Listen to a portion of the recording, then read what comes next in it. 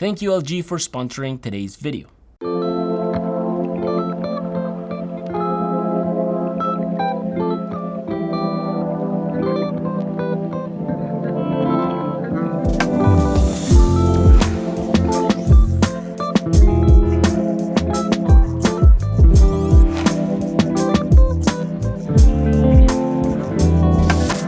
I don't think the older generation realizes how much harder young people have it nowadays. I think with the virus, the economy collapsing, inflation skyrocketing, and house prices through the roof, it's made moving out practically impossible for a lot of people. I mean, the salaries are still the same. Making six figures barely means anything anymore. It's tough. So I figured I'd shed some light on what it takes to buy a place in 2024. I moved here about a year and a half ago, so what I'll do is that I'll share all the expenses I've made, the things you need to look out for, how to budget your cost of living, and a bunch of stuff you might want to know before you buy. Because renting might not be the worst idea if you physically can't stay with your parents anymore. Before you guys ask me what I do for a living, because I know you guys are gonna wonder, I studied engineering for the longest time, then software engineering mainly. Then the last year of university, I decided to go into computer science because my business in YouTube was picking up, and now I make tech videos for a living. So that's what I do. Mommy and daddy didn't give me a penny, mainly because we're first-gen immigrants. So if you guys are immigrants, you know how hard it is to move to another country. So yeah. However, mom and dad, if you guys are watching this video, you guys know I'm super appreciative for you guys bringing me to Canada. I think that's what they gave me. Look, having a mortgage is a lot of responsibilities, but before you even get one, you need to qualify for one. Let me give you guys a high-level overview of what it takes to get one and what I had to go through to get mine. At the moment in Canada, banks are qualifying individuals at the current stress test of 5.25% or the mortgage contract rate plus 2%, whichever is higher. The current prime rate in Canada is 7.2%, which means that the current stress test as of today is 9.2%.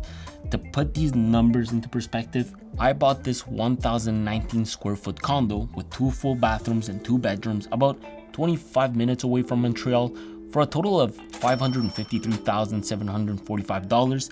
And note that in that price, I had to include a total of $19,000 to add a second parking spot to my unit. So I had to go to the bank to get a mortgage for $553,745. But here's the catch. The down payment. The magic number for a down payment typically lies around 20%. 20% of $553,745 is about $110,750. So I had to come up with my own money in cash to be able to qualify without an insurance premium. In Canada, there are ways to put less than 20% and avoid paying an insurance premium, but on average, banks will usually require home buyers that put less than 20% to pay an insurance premium every month so they can protect themselves. That premium rate is calculated as a percentage rate of the loan and based on the size of the down payment. In my case, we qualified for our mortgage back in 2022, so the prime rate was around 4.75%. So you add 2% to that, and that's the stress test rate we were qualifying for. If you plug in these numbers into a mortgage calculator with a typical amortization period of 25 years, you'll get monthly payments of $3,034.74. So what the bank does is that they make sure that that amount does not exceed 25% of your total combined income to make sure you qualify under Canada's qualification criteria. In 2024, these numbers are actually even worse. With a rate of 9.2%, you're looking at qualifying with monthly payments of $3,726.24. Now, at our age, it's practically impossible to qualify, even worse if you actually work for yourself. So what my girl and I had to do is that we needed to go find a co-signer in order for us to practically meet that 25% threshold. With that, at the time, after putting down $110,750 of our own money and going to the bank to finalize our mortgage, we decided it was best to take a variable closed rate, which means that our $2,513 with 80 cents monthly payment based on our old interest rate don't change if the prime rate changes. However, with the current prime rate at 7.2% and the fact that the bank offered me a minus 0.68% rate based on that, a growing portion of my fixed monthly payments is allocated towards interest. If you'd like for your payments to go up as prime rate goes up, I would go for an open variable rate. If you are more of a risk adverse person, I would just go for a fixed one. If prime rate goes up, your payments just won't move. It just all depends on your financial situation. Thankfully, in my case, I was able to buy brand new. When you buy a new condo, there are steps to it. Other than buying new furniture, filling up your rooms, building your new office, which by the way, brands like LG helped us do so. Actually, LG have sent us a lot of goodies ever since I made this my career. I just replaced my girlfriend's monitor with their latest 31.5-inch UHD 4K LG MyView smart monitor. She's a CPA, and so not only does she need a monitor that can accommodate her work laptop by connecting it to its 90-watt USB-C port, but also a monitor that can deliver a proper IPS display with proper colors and a nice resolution. Look, that's not the main reason as to why I changed it. I changed it because the whole point of having a smart monitor is that it can serve as a personal TV for your desk. In other words, I'm just trying to keep her away from the living room because I often shoot in it. She can watch Netflix while she's on break, YouTube if she wants to, enjoy Amazon Prime even. It also has a whole built-in home hub that allows you to browse the web. It provides connectivity features like built-in Wi-Fi, Bluetooth, Miracast, AirPlay 2, and even ports such as 2 HDMI ports, 1 USB-C 90-watt port, and 2 more USB-C ports. With 2 5-watt stereo speakers, an integrated webcam, believe it or not, and a remote, my goal is to make her feel like she's in the living room when she's on break. Look, up to now, she seems to enjoy it. When I unboxed it, instead of having it sit on its original stand, which works great by the way, I simply decided to use its VESA mount to give it that feel of floating on her desk. It seems to me like the LG MyView smart monitor is definitely suitable for various lifestyles. If you want to keep your loved ones out of the living room, I'll leave it down below along some of the other things we got for our condo. I find it's these type of things that take time to buy but are so worth it. Look, I'll talk about furniture and decoration a bit later. For now, let me explain how the process went when I first bought my condo. First of all, you need to pre-qualify for it before the builder even gives you the time of day. Then a lot of the time, these projects can take time, and my builder asked us to split our down payment into 4. Within the year and a half that it took to build our condo, we were scheduled to give about $27,500 every 4 to 6 months in order for them to complete the build. Within this period of time, you have a maximum amount of time to make slight changes to your unit if possible. You can also decide to add an extra spot if you need, or to even back down if you even don't want to buy it anymore. A lot of this stuff just depends on the builder, but just be careful because a lot of the builders just don't care about you. The minute you are signing that contract that goes over how your unit will look like and how the building process will take place, make sure you read it. Builders can be strict, and depending on how the building process go, the build can sort of differ from the initial plans that they promised you. I have a friend who recently went through this. She was promised a certain amount of square footage for her balcony, and now her balcony is less than half the size she was promised, and she can't do anything about it. Other than that, we did our homework on location. We asked the builder to change small little details within our unit, like not having a closet in our office bedroom or changing some of our walk-in closet design. We tried changing other things like light fixture locations and plugs, but it was not open for discussion. I will also say that we tried shopping for notaries and banks, but the builder was already set on which banks and notary they wanted us to go with. And when we were about 2 months away from moving in, the bank needed to re-qualify us to reassess our income because a lot can happen in a year and a half. And then they asked for the final portion of our down payment. In October 2022, me and my girl were finally condo owners. And I know what you're thinking, buying new sounds like a pain. You're actually not wrong. The fact that we couldn't choose banks or notaries is actually ridiculous. I think buying used can actually be a lot more enjoyable and more affordable. There are things I considered before buying new though, like things like affordability, amenities, design, location, and whether or not I wanted a place that truly felt mine and was untouched. But that's a subjective opinion. Although when when buying used, remember you've got negotiation flexibility. In most cases, you have lower maintenance costs, and you also have an established community, so you can sort of foresee what the community looks like. And of course, they can also be a lot more affordable. Of course, if you buy an older unit, you need to make an assessment of the potential repairs and renovations you might need to complete. It could be an aging infrastructure with outdated amenities and horrible energy efficiency. So these are things I think you need to think about. Ultimately though, I think the bigger question is it even worth it to buy anymore?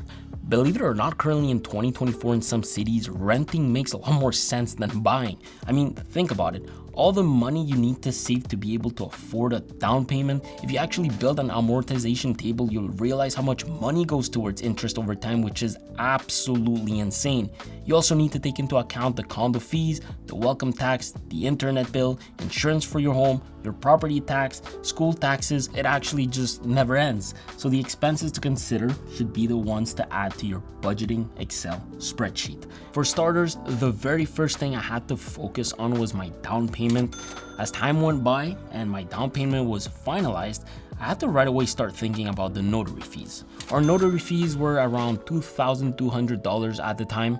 And then as you move in, you have to start thinking about your welcome tax. Because of the virus, we were lucky, so our welcome taxes were actually delayed by a few months, but our total bill for the welcome tax was around $6,500. Welcome tax is actually calculated based on your property value and also depending on where you reside, so the municipality and the city you live in. These are marginal brackets, so in my case, it was roughly less than 1.5% of $551,000. Then they slap you with property tax and school taxes. For 2023, I actually just paid mine with a total of $3,200. The property tax is also calculated based on your property's value, and so is the school taxes. When it came time to move, the condo builder would charge us $100 for the day in order to use the elevator. Not only that, but I remember spending around $200 renting a U-Haul to move large things. Once you're in and more than 50% of your building has moved, your condo committee will eventually assemble and will make assessments of the building. Your condo fee always starts at a base rate. That rate is decided based on how much square footage you have. This includes your locker, your parking spots, and unit. It's usually a fixed dollar per square footage, and it also depends on the amenities your building has, such as a rooftop pool, gym, barbecues, and so on. Mine started at $325 and now they're at $410 after the assessments that were done last year. To give you an example, if the building needs a budget to repair the garage door, to put cameras, cut the grass and clean the building more often, your condo fees just simply go up. Now, as I moved in, I of course needed insurance for the condo. In Canada, insurance for condos are actually not too bad. I pay about $100 a month for mine. However, if you buy used and your condo has a reputation of breaking all the time, that can get expensive. The electricity for us is about $90 to $120 a month. The internet is not bad. I pay about $50 a month for speeds of 1,000 megabits per second. What else?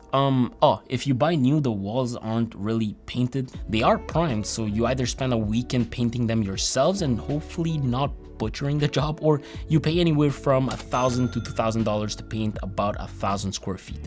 The same thing goes with curtains. These aren't cheap. If I recall well, we spent about $2,200. Believe it or not, it was actually the cheapest option we had found after shopping for a while. And then about a couple of months into our new unit, we averaged a monthly total of around $500 for food every month. It hasn't really changed, but it's something you should really take into account.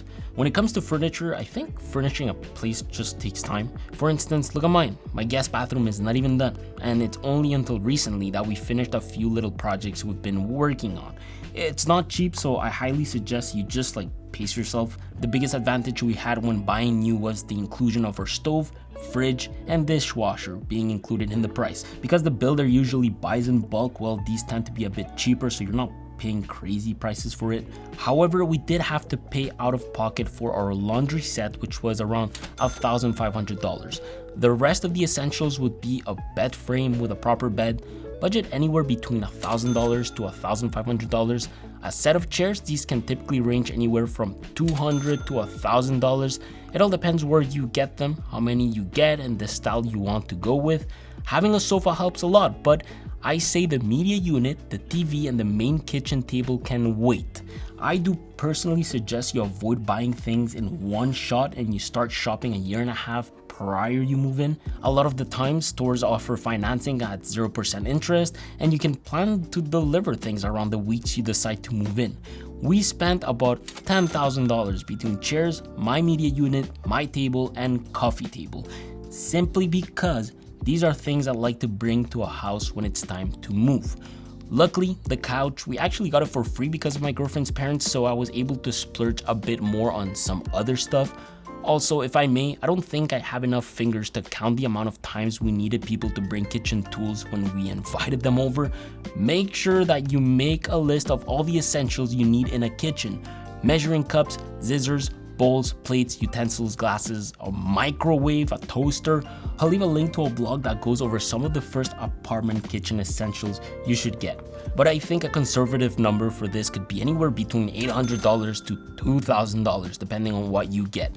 The rest of the furniture, like all your decorations, your whole entire office, light bulbs and fixtures, nightstands, mirrors, I think you just need to pace yourself. As you can see, things are really expensive and it accumulates quite fast. I highly recommend shopping at IKEA. Facebook Marketplace has hidden gems. Just simply be smart about what you should spend a lot of money on and what you shouldn't.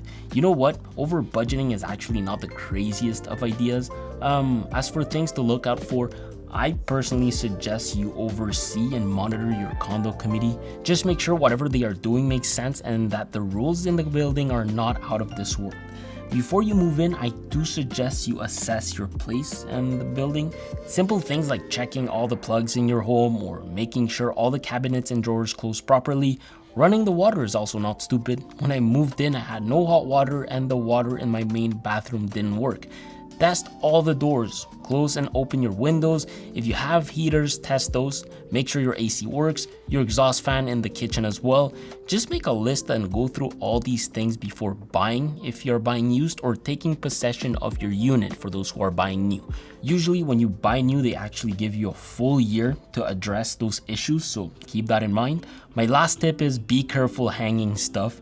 Most buildings nowadays have metal studs, so if you want to hang something like a TV, my suggestion would be to use butterfly anchors. That's what I did in order to avoid drilling into metal, which is a pain. But before even drilling, make sure you check your plans and you use a proper stud finder to make sure you're not drilling a pipe or something electrical.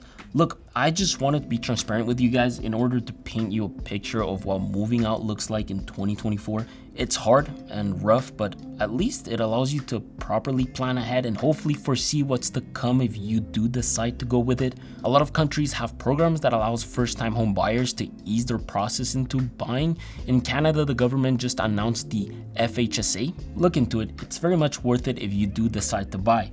None of this is financial advice. I'm just genuinely sharing my journey and what it took for us to buy this place. I treat it as my piggy bank and I'm trying to pay it as fast as I possibly can. In fact, if you can, increase your monthly payments every month by a tiny bit just to cover more of your principal. Look, we literally saved every dollar at the beginning to be able to even take the decision of going through with this. It was worth it for us, but it might not be worth it for everyone. I just hope that this video helps, and I hope that you guys can buy your own place comfortably and be proud of it. I wish you guys a really nice Sunday. I will see you next Sunday, so take care.